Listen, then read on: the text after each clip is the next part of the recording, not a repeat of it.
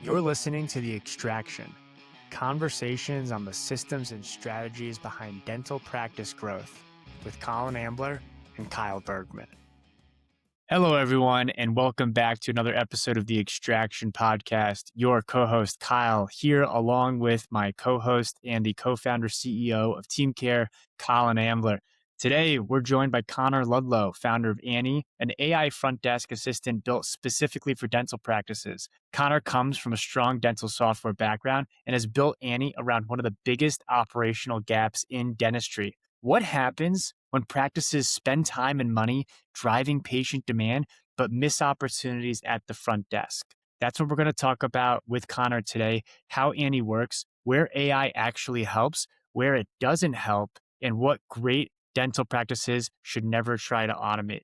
Connor, welcome to the pod. Thanks for having me. Connor, welcome to The Extraction. Thanks for joining us. Ladies and gentlemen, Connor is the CEO of Annie AI Voice Company. Really impressive company, and TeamCare is working with them in the near future. So, Connor, thanks for joining us. Hey, happy to be here. It's an honor. Like every message, I think Kyle's going to show us out and maybe ask the most interesting question in the dental world. I like it. Yeah, so Connor, we've learned kind of through our own trials and tribulations that most people don't wake up when they're 8 years old and they're like, I want to work in the dental industry. So how did you find yourself in the business of dentistry? Take us back. Take us through the journey. Yeah. Well, it's funny you say that because I literally said that on a call like 30 minutes ago. It's true. It's the universal question. But I went to school to be a software engineer. So I got roped in actually from the technical side of that's just where I ended up working. Came in as a dev to a company that I started with a couple of friends when I was going to college. And, they were the ones with more of the dental connections and more of that side of things. And I was just the guy that was writing the code to start. But over the years, got to know the industry and probably just like you guys too, once you get to know it and get used to it, it's hard to leave. Yeah, there's so many similarities. You and Colin are kindred spirits because two guys who are, entrepreneurs, more technical, kind of get roped into projects by their friends or significant others. And, I find myself also having fun in the dental industry because the three of us come at it from a completely different point of view. And we're like, wow, in some ways, this is kind of like taking candy from a baby of like the opportunities that are here, but it's also cool to learn about how things are done differently. One of the things, doing a little bit of research about you, I know who you are, but I was looking at some of the stuff that you've done more recently. And one thing that you say that I love, and I'd love you to expand on, is that AI is useful, but overhyped in some ways. And so I'd love for you to kind of talk a little bit about how like practical workflows and how Annie is being applied in dental practices today. Yeah. Well, no, I think that we as humans, we love the stuff that we work on to be used, right? It's really fun when you build something and people are using it. And I think that with AI, it's such a cool technology where we've seen it in movies, we've seen it in books. There's kind of a visual of what AI was going to become or could become down the road, whereas you normally don't get that with the new technology, or at least to this extent. That I think what happened was all of a sudden everybody was kind of talking about that end state that AI could be in, and I'm as hyped on it as everybody else is. But you look at when the internet came out, or you look at your first websites, your first calculators.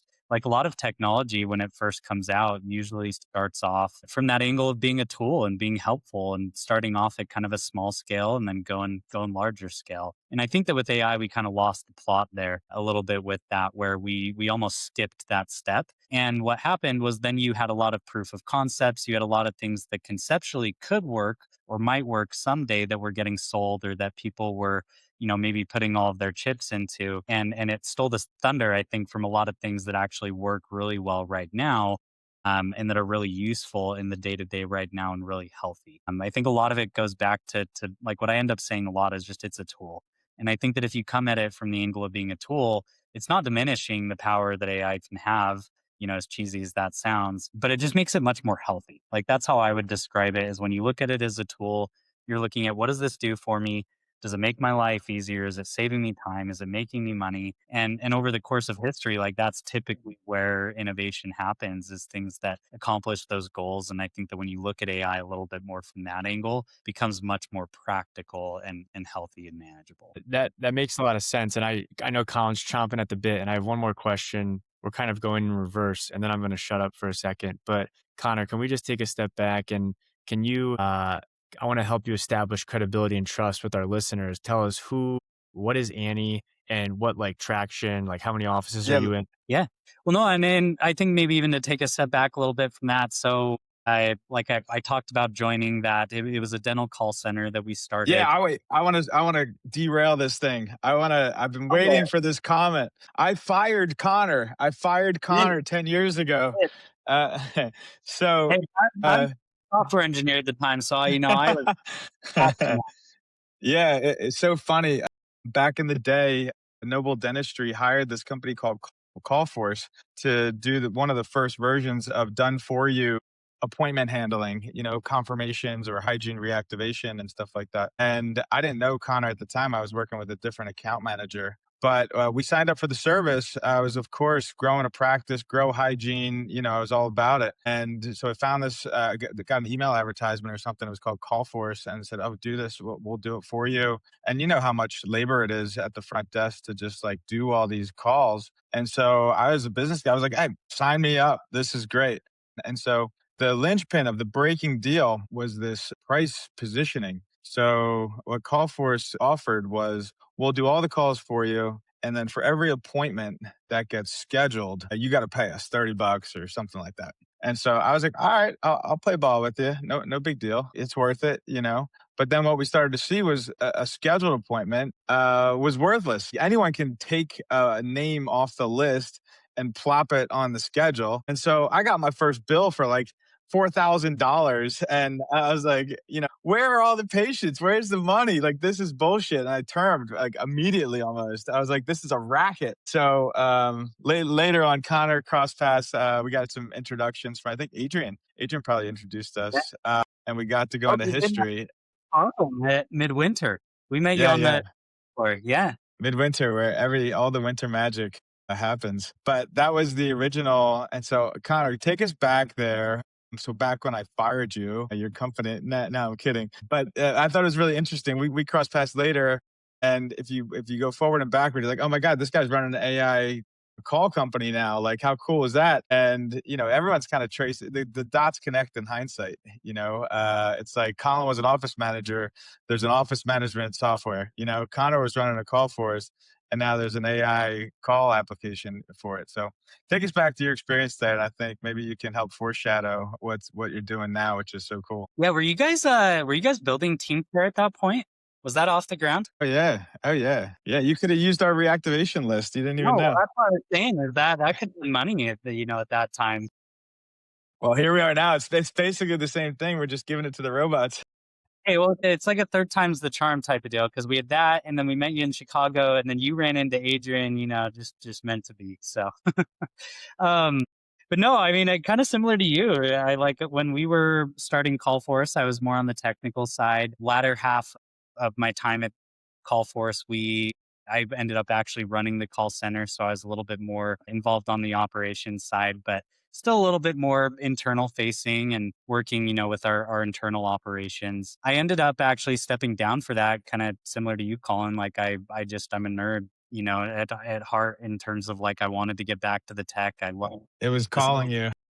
Yeah, it kind of calls you, right? And I spent, the timing ended up being actually really helpful, because I stepped down like right before ChatGPT released. And so I was at this period of life where I wasn't technically working. I was just writing code for fun and, messing around with a lot of different applications and AI.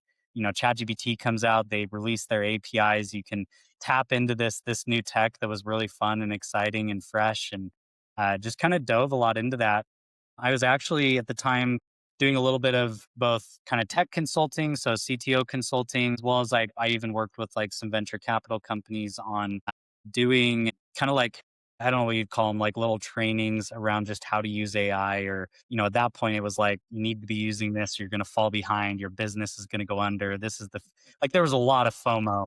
Still that way. Now Still, it's like still, still. X. Yeah, Yeah. yeah, yeah. Nothing's changed. I wake up frantic in a cold sweat every morning.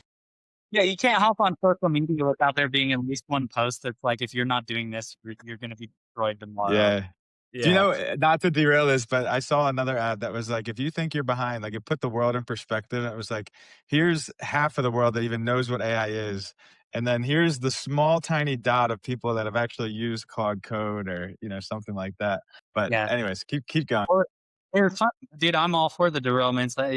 It's Hey, fun. yeah, that's what happens. Long form content, it's the Yeah. beauty. Well, I was up at my parents' house the other day, and my dad's like, "Hey, we just we got our Claude subscription this week," and I was like, "Hell yeah!" And so we're like going through, and he's like, how do I set up an agent to do this?" And it was fun being able to be like, "Well, you can kind of just ask Claude with some of these Wait, things at this is point." that you said that's your dad?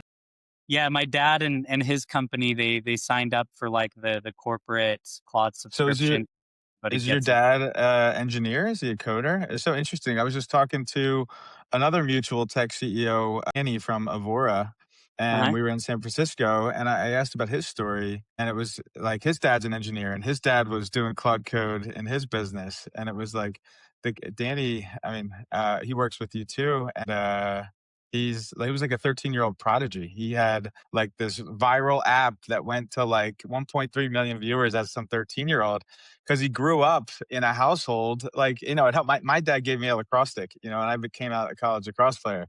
Yeah.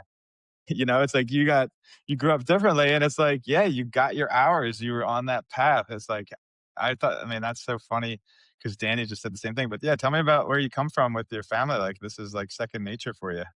Yeah, I mean, well, Danny's story is crazy too, because you think you're a good dev, or at least like a average dev, or then you can get things across the line, and then you hear about him doing stuff like that when he's in Well, school. hold Like, on, Kyle. I can't believe I didn't tell you this sooner. Danny built Whisperflow. No. Yes, 100%. You got Wait, to hear it. We got to put Danny on this podcast like next week. but he's the founder of it? He was later into it. Okay, so this is going to be an hour long episode. This is not going to last 30 minutes. So Danny, and I feel bad if I'm telling his story wrongly. He graduated. He went to Penn. I went to school in Philly, which we went to Drexel, and so Yeah, all this stuff was. we went to the community college across Chestnut Street. Yeah, turns out it's tech capital of the world. Forget about Silicon Valley and Austin. It was in Philadelphia the whole time. But anyways, so Danny comes out of college and gets involved in the Whisperflow. It was like one of his first jobs, and then they were trying to develop a hardware solution that was like, I don't know, your bones listening or something like that. Yeah, yeah. And they're putting all their money in this hardware direction, and paradigm shifted, and they were like, well, what if we whispered it or something like this? And that was the roots of Whisperflow. And they found the software that was like worked amazingly well. Okay. And Danny was the first guy developing the Whisper product while the rest of the 10 engineers were doing this failed hardware product. And so Danny built the first version of Whisperflow, and to connect the dots, Kyle was like, dude, this was like 6 months ago. He was like, you got to get Whisperflow. It's the best product ever. I downloaded it and I was like, oh my God, this is incredible. This is one of the best products. And then 2 days later, we had a Dykema dental event, and I got introduced to Danny, who's now doing inoperatory analytics. He's doing the transcriptions inside the dental room, basically a deviation from Whisperflow. And we met, and he was like, yeah, I founded Whisperflow. I'm like, oh my God, like this is an incredible product. My buddy Kyle, we geek out on this stuff. So we got dinner. It was like a cool experience. That Yeah. is, I mean, Whisper raised, it's like 40 million Series A or something. So good for him. I hope he was able to see some of that. I think, yeah, I think he's doing good, but I think a lot of those events happened afterwards, and he still has a nice run. But I was listening to the All In podcast. I love the All In podcast. If anyone is looking for a new rotation out there, it's these mega tech wealthy guys that talk about politics and tech and all this stuff. And they were talking about the transition of Tim Cook and Apple CEO, and they were talking about the fall of Siri or the fail of Siri. and they said Apple should just acquire Whisperflow and take the whole thing. And I was like, oh my God, Whisperflow is everywhere. And so, yeah, Wait, but I okay, think so, Connor, It let's go blows my back. mind that, sorry, last derailment comment, but it blows my mind that Siri still, we can't like chat, maybe chat GPT, you Well, know? so I saw a really amazing line that I think you both, I mean, I think every technical founder should, be aware of this, but now the line was your customers are now your competitors. Because there's a lot of people out there that are saying, if this, I'm going to see what I can make in with natural language in Claude. And like Colin, I moonlight as a fitness coach. I have a completely separate run and triathlon coaching business. There's apps out there, Training Peaks, Final Surge, Strava, Garmin, all of them, their UX and UI, it's like they're sitting ducks. I cannot believe that you are not doing the thing. Basically, I want to create an Annie AI version for endurance coaches. There should just be a lot more intelligence. Someone like me who was happy paying $9.99 for these products every month. Now I'm like, you know what? You guys aren't doing a good enough job. I'm going to have to make my own thing. but everyone says that. Everyone's had like, I should build this app. I'm going to be a billionaire. Building it is not the hard part. Building a business out of it is the hard part. Like managing customers, managing dev teams, like surviving every day, trying to make a living off of selling $9.99 licenses. It's really hard to 100%. do.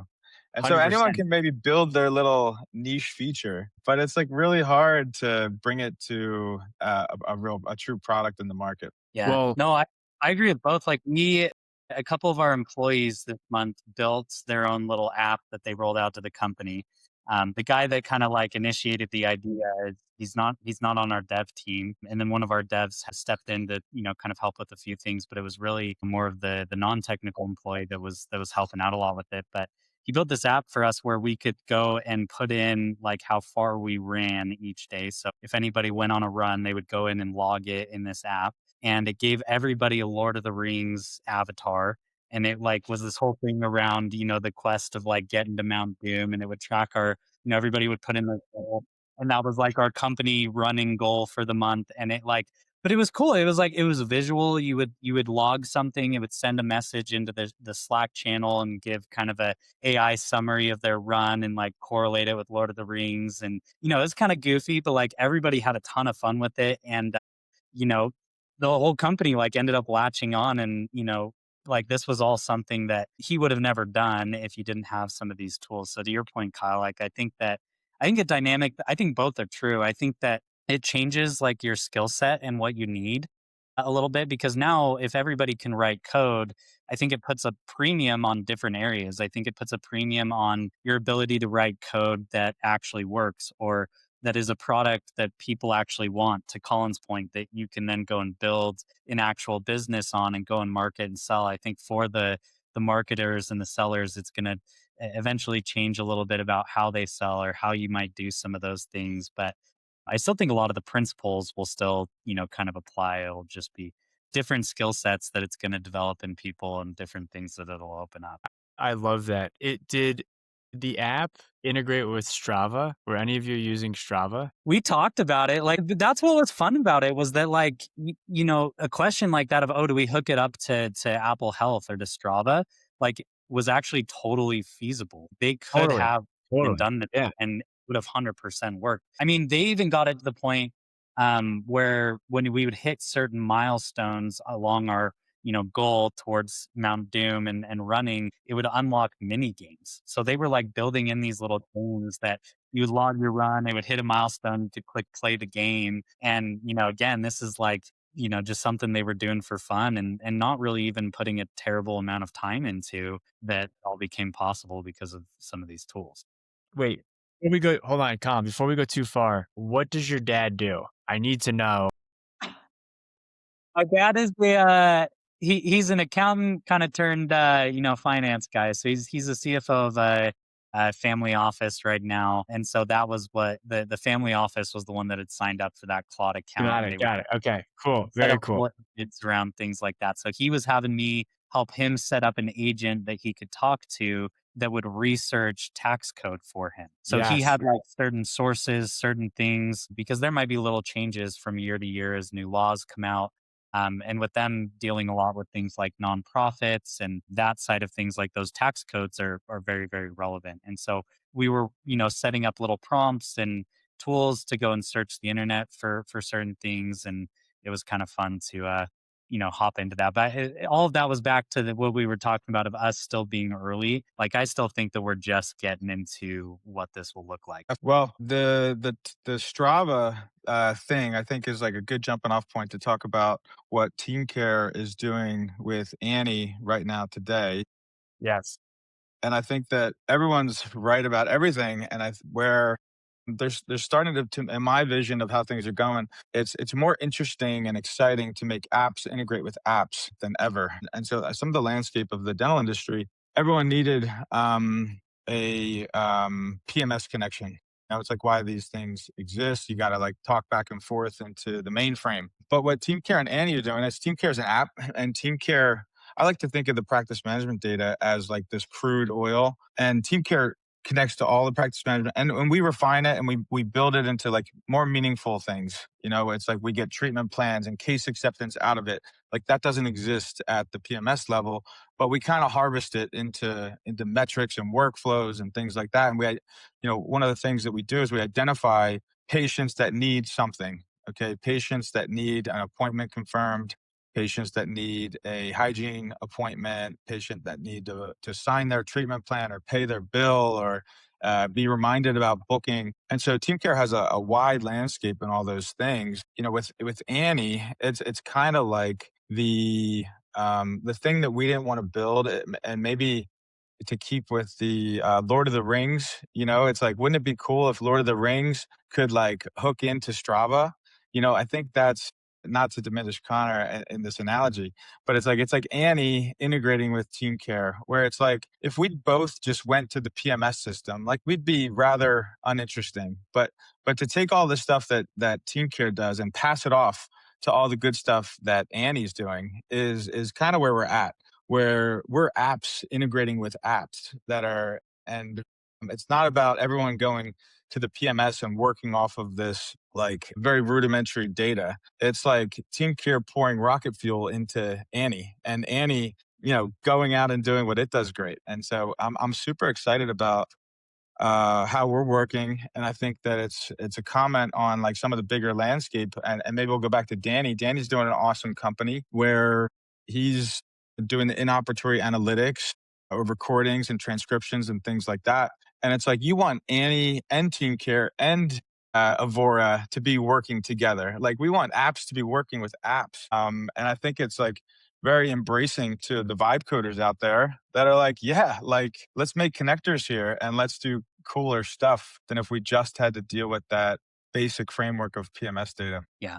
No, I mean, I totally agree. Like, I think that especially within dental, there's a lot of vertical knowledge or quirks about practices or procedures, things that each team does a little bit differently from one another. And so think that often solutions get pitched as a silver bullet and it's kind of about like, the end goal, but maybe they sometimes discount all the little things that go along the way. And that's where I think Team Care has done an awesome job. Like, I tell people all the time, you guys have done an awesome job at understanding what it's like to run a practice and to be in those chairs. And like I mean, it makes sense, right? Because you have lived it, right? Both you and Sharon. And so, the software I feel like very much gives off that vibe, which I think is really fun. It's not coming from a non-dental angle, trying to force the dental on it. It feels right in line with the vibe of a practice. And I think that's where you guys excel really well. Where Annie's going to excel is that we're building kind of that digital employee or that digital coworker. When you hire a new employee, you're training them on your processes, on your procedures, on how you do things. And it might be a little bit different from their last job or from the practice that's down the street, right? And that's where, you guys at Team Care have handled a lot of that really, really well. To where Annie can come in and help facilitate some of those things. So I totally agree. And I think that it's fun to, be able to, I mentioned the silver bullet, right? And that end goal, but this helps us get there, I think, quicker and in a way that still has that deep understanding and isn't skipping steps.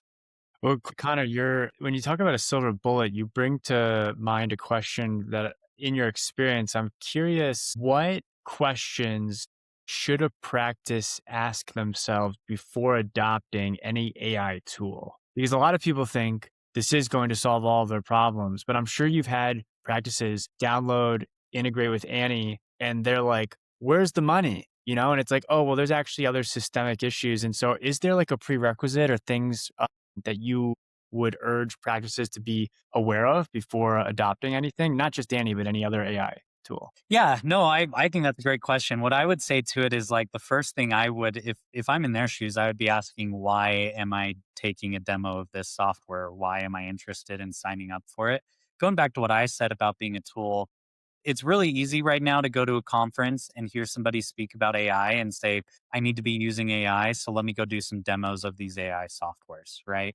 But I think that what they need to be asking is, where in my practice is this actually going to change things from the day to day? Like AI receptionists, people talk about them a lot. And I think it's because it's very visual. It's really cool. It's kind of that futuristic view. And this might sound weird for me to say, but I've kind of been telling people a lot the last 6 months and year of, it might not actually be the right fit for everyone. You might be doing a great job at answering your calls, or maybe the receptionist you want just after hours or weekends or just when you miss. Yeah, no, that's a huge thing. Everyone I tell that to, by and large, I feel like nobody's ready to take the full plunge. But Annie, at its like most infancy level, is way better than voicemail. It's like let her pick up when it's after hours. We do online booking. This is so interesting. We accept the web appointments. Actually, Annie talks to our online scheduler to schedule the appointments when she does her outbound calls, which is cool. But we observe that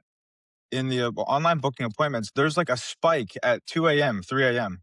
Like people are waking up in the middle of the night with a dental emergency and like wanting to get an appointment. And so great if they find the website, great if they go online booking. A lot of stuff still comes in. Like I look at our office inbox at Noble Dentistry. The first thing that every office does when they get in is go to the inbox, check how many voicemails, and call those people back immediately. Those are like the people that, you missed at 2 a.m. that need an appointment, like as soon as the doors open. But we also know that like if I leave a voicemail for someone, okay, I'm probably calling three other places and like I'm getting an appointment. And I think it's for people that don't have a web online scheduler, like you must. And the next level of that is what Connor's doing with Annie is that if anything is after hours, Connor plugs into your switchboard at your phone, your Mango Voice or whatever. And when you have your business hours set, as soon as that time hits, it forwards to Annie. Annie answers, and she can take an appointment over the phone. She can do new patient, return. I mean, tons of stuff. Like it's amazing. And if that were just a voicemail, I'm pretty sure that patient would have gone to the next dentist down the street, and it would have been avoided if the patient knew that they had an appointment. Like that's the biggest thing. I feel like I'm happy you brought that up, because one thing we've been talking about a lot internally, Bennett, our head of operations, I think on our team has been great about kind of bringing this up and really pushing it amongst the team, and everybody is latching on to it quite a bit. Is like a lot of times, because AI is flashy, and especially the AI receptionist, I'd say is where a lot of the market has gravitated towards, is like one of those first areas to start to implement it. We sort of forget the patient in that equation. Like if I'm a patient and I'm calling at 11 o'clock at night, like I'm probably also like, if I get an AI receptionist, it's not like I'm like, oh, sick, I got an AI receptionist, right? I'm like, I'm in pain. And so at the end of the day, I want to get an appointment scheduled. And if the AI receptionist isn't allowing me to schedule, or it's I get a voicemail, I'm going to call the next practice. Like you got to think about what's going through the patient's head. And if I do get that AI receptionist, I might recognize it's an AI receptionist, but if I'm able to get something on the schedule, that might be enough to prevent me from calling the office next door. I'm not expecting the AI receptionist to tell me exactly how to remedy my pain or to solve all my problems. Or, if Right. I say, Get an appointment. insurance, and it says, let's get you scheduled. We'll call you back in the morning to talk about your coverage. Like that doesn't sound too weird for me. And it's a hell of a lot better than me just leaving a voicemail and hoping that somebody calls me back the next morning. And I think that to your question, even Kyle, of like, what should they be asking? It's that why, like the reason why you should go for an AI receptionist is because it gives you the ability to capture those calls after hours or when you miss a call. And it's doing it in a way that it sort of replaces that voicemail that Colin was mentioning. What it's not is just like, oh, cool, I'm using AI. If you're signing up for something like, oh, this is flashy or everybody's doing it, you got to think about, how it works for your practice. For example, we have some customers that are higher volume and optimize their agent for some of those high volume scenarios. We've got other offices that are a little bit more boutique. And so that friendly kind of, personalized feel, which if we're being honest, like sometimes can be a little bit contradictory to using AI in your practice. You've got to change how you go about that agent and make sure that it matches what your goal is. And so if you're coming into a demo without that goal, it's really hard to build a successful agent that's actually going to move you forward. Yeah, a couple of things that brings to mind. One, my friend Tim Rogers, another infamous no coder out there in the ether, said to me once, Kyle, if you're copying and pasting something more than 3 or 4 times, there's definitely a way to like automate it. And so whatever the analogous version of that, if you're listening, you're a practice manager or an owner, it's like what are the redundant things that you're doing that you're like, why are we doing this? Like, and maybe you come to a call with Connor and his team and you're like, why are we continuing to do this more analog thing? Like, is there a way that you can help? Going back, putting my coach Kyle hat on, a metaphor, I could also make one in like the cooking world that came to mind, but it's April 29th, 2026. For those that are familiar with like marathons, something historic happened this past weekend. In a real race, a Kenyan broke the 2 hour mark, which is incredible. And he did it with shoes that Adidas made, but now there are this concept of super shoes, and they are super lightweight and they have a carbon fiber plate in them. There are thousands of people, maybe millions of people that have carbon fiber shoes. They sell between $250 and $500 that have no right wearing these because they don't run fast enough to actually benefit from the use of a carbon fiber plate. But people love the fact that they can buy them. And so how many people out there, and I'm guilty of this, are using AI in a way that they really have no right to use it because it just doesn't make sense, but they're so enamored by the fact of using it. And so there's probably practices out there that are like, we need to use AI. And it's kind of analogous to like, look, you, at the end of the day, you want to run a race as fast as you can and injury free. And whether or not you have $500 shoes is almost irrelevant. So AI, when you're looking at your practice, it's like, do I actually need this to become a better runner, to make more money as a practice owner? It's tough to answer that and look internally, but if that resonates with one, that's what came to mind for me. I like that because like, sorry, Colin, but like, you look at everything else that goes into running a marathon, right? Outside of the shoes. And Kyle just ran the Boston Marathon, so we'll give this credit. This is not a amateur set. Kyle ran the Boston Marathon probably at like a 6-minute pace, 5:50. What is it? Like, Kyle's a professional runner. I'm not. I don't know how he does it. No, he wins marathons. I need to get him into the Lord of the Rings app. Yeah, get him in. Get him in. He's like flying around everyone. Yeah. Everyone's gonna quit that game because Kyle's beating him.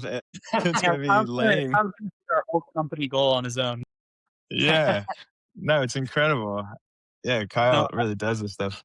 And that's big. But no, like I think that like what I tell people sometimes is we like almost all of our inbound leads come because of the AI receptionist. But there's a lot of other stuff that Annie does that's not as sexy. Colin mentioned like online schedulers.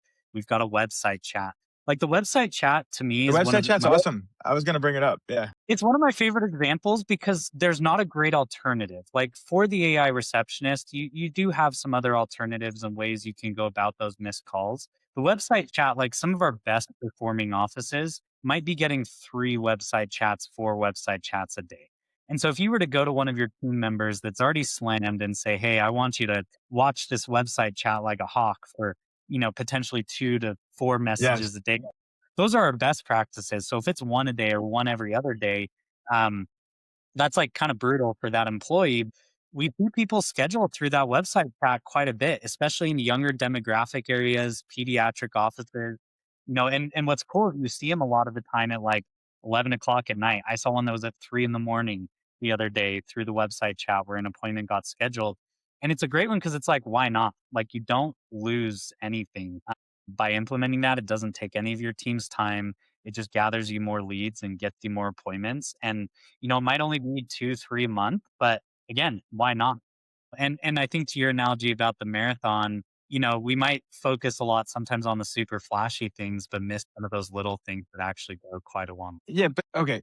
The big kind of win here is like it's always a win. It's like, okay, we track this stuff to the dollar, dial to dollar. It's like, in dentistry, one patient conservatively is anywhere from $400 to $1,200 a month, right? Or like on their first visit, right? And we track all that stuff. And we've proven with a lot of the outsourced services that the ROI on this is like 10, 20, 50x. Like it's always a win. And it's like these, I think where we're seeing like a welcoming grace to this is when it outsources what staff don't want to do, that they find boring, repetitive. I don't want to make the follow-up calls. I don't want to, and Team Care, we built this system around doing the calls, tracking the calls, right? And so for people that don't know, I mean, we're about to go live with this in a while. Team Care tracks all these calls and we record the attempts, and the staff member picks up the phone and calls. And what we've done with our technology is use the same technology everywhere, but we're just triggering Annie to initiate the call and have the conversation with the patient. And so we're batching out hundreds of reactivation calls, hundreds of confirmation calls, hundreds of follow up calls. And we're using the data of Team Care to send Annie to go do these things. And we have a really exciting kind of text message set up to this. Annie can talk via text message. We have a click here to confirm your appointment. There's like a whole patient portal that we have coming out for the patients to like do the full cycle of this stuff. So I think that's kind of, but I will say something about Connor's company. um, I've probably had 10 different AI voice vendors like approach and in some way kind of talk and bump into each other at a convention or something. And a lot of them have been expressed interest in building some kind of integration that they see the value of these two companies working together, but none of them have been able to keep pace, and really turn anything out. Number one, from a development team, Connor's development team, Team Care's development team, these guys are buzzing on Slack and they're moving this thing across the finish line like quickly. That's great. We've done that with other companies, and it hasn't been great. You don't hear back from guys for 6 weeks, 8 weeks. You're like, yo, I'm just checking in. Like a lot of people aren't as kind of like, maybe it's that tech founder type of thing. Like you can push the pace faster than anyone. But the second thing I want to really give credit to Connor and Annie is they've gone down a path, and maybe Connor, you want to talk about this, of really having like a high level of customization in the agent.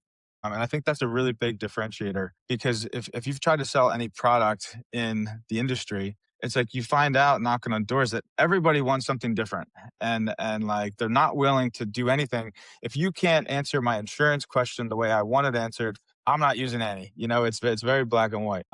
And I've just seen Connor has a real command over Annie, what is said, what is not said. They have a super cool back end of how they manage these workflows. And I think they've made it very turnkey. One thing Kyle said was like, is everyone doing AI just to do AI? But I think it's not. It's like, listen, this thing's replacing what was otherwise boring or unanswered stuff and turning it into dollars. Like it's almost just a no-brainer. Like this stuff wasn't getting done at all. It's creating profitability for practices in a big way. Yeah.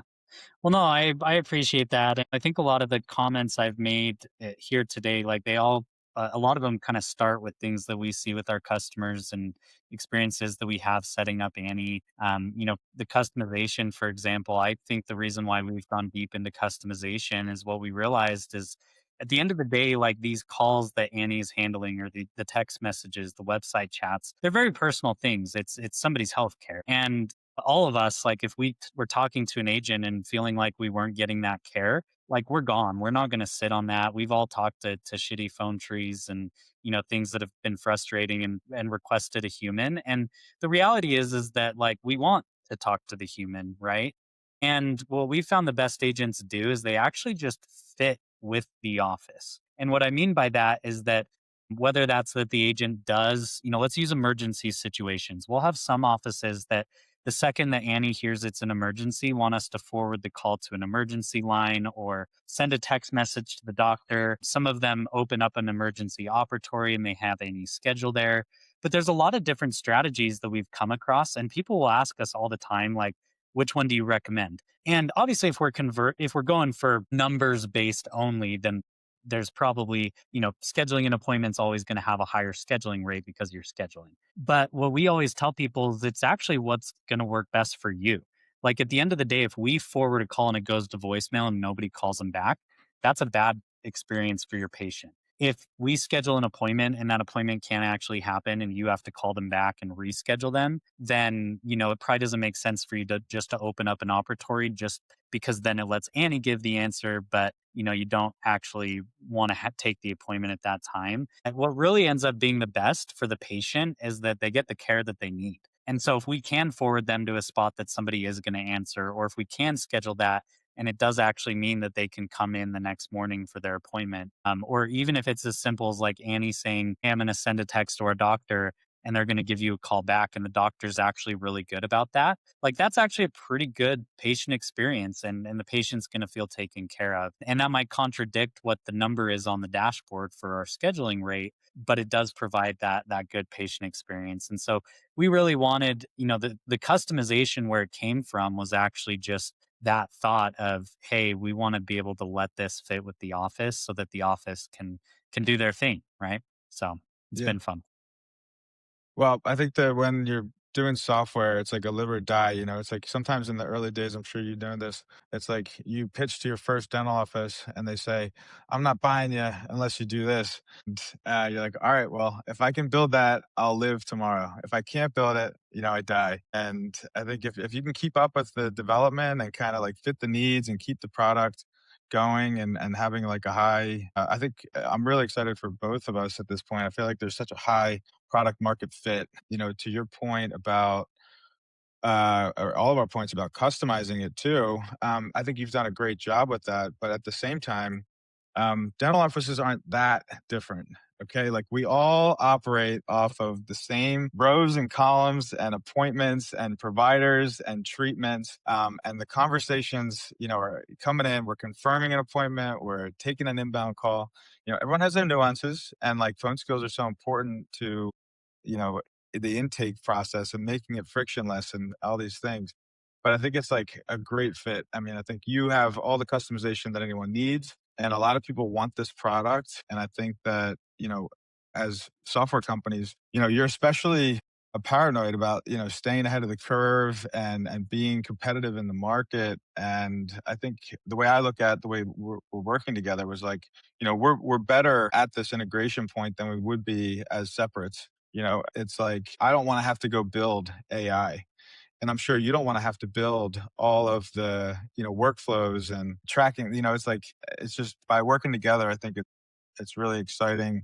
And I think there is like a cool like collaboration that is giving people speed to have this product sooner, right? It's like everyone's thinking about it. When's AI going to come out? And I feel like you and I are like really at the forefront of being one of the first to market to have like a really kick-ass product that works exceptionally well. No, I definitely agree. It's been really fun. Another tangent. This is totally derailing.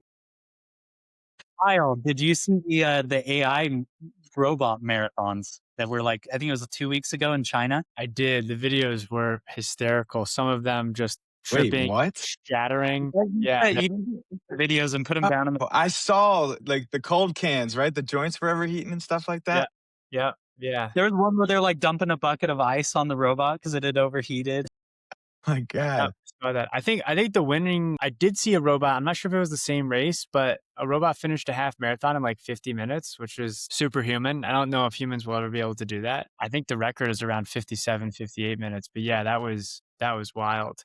And I also, for folks listening, and they're like, all right, Annie sounds incredible. Like, how do I check it out? Obviously, we'll have it in the show notes, but helloannie.com. You can learn more. You can try it out. Connor and his team are fantastic. Obviously, great partners with TeamCare. So if you are using TeamCare, you're probably going to see more of Annie coming soon. If you're not using TeamCare, you should still 100% check out Annie. It's fantastic. And TeamCare. And TeamCare.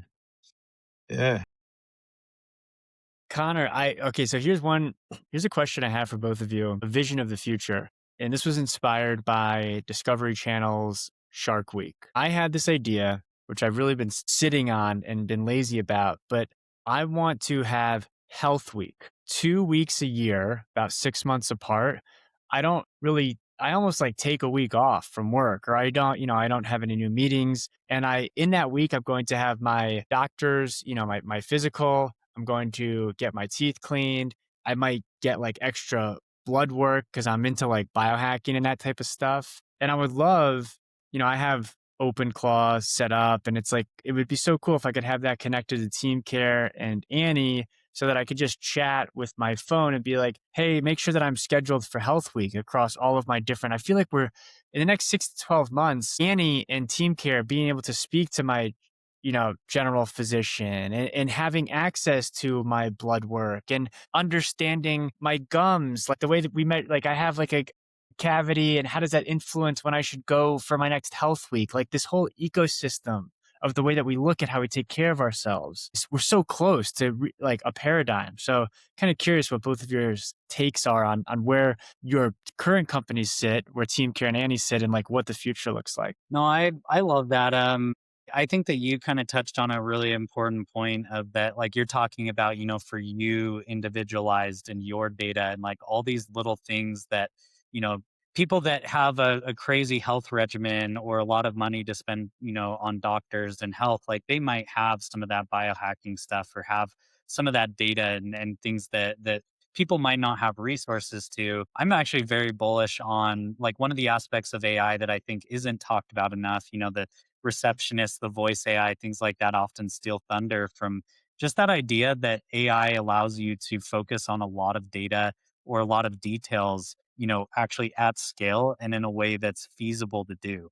Like you mentioned, you take a week off of work to do some of that, right? And that's because when you are working, like it's stealing time from those type of things.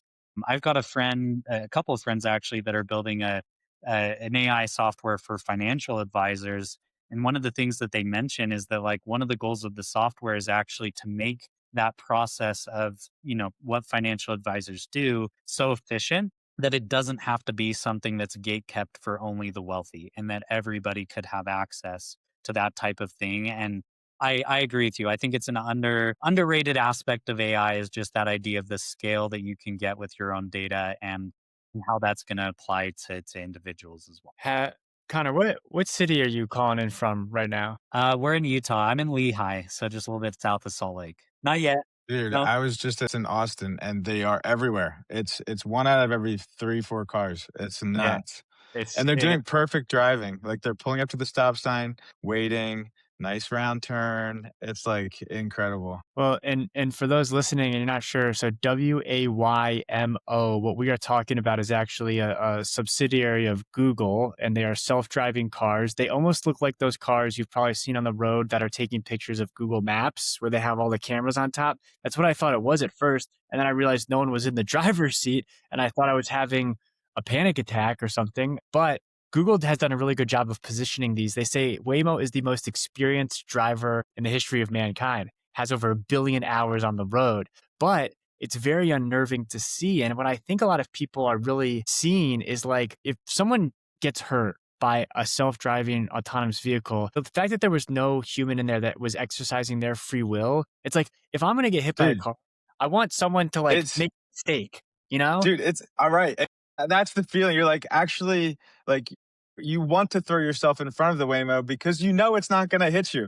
It's like almost like adverse selection. Like you're around there, you're like, yeah, like, you feel safer crossing the street. It's like if I'm crossing, I'm looking both ways because some guy's down on his phone texting, But it's like when you see these Waymos, they have that lidar, that thing that's going around and around, and it's got like this little screen on it. And when you walk in front of it, the thing pops up and it shows like pedestrian and it slams on the brakes.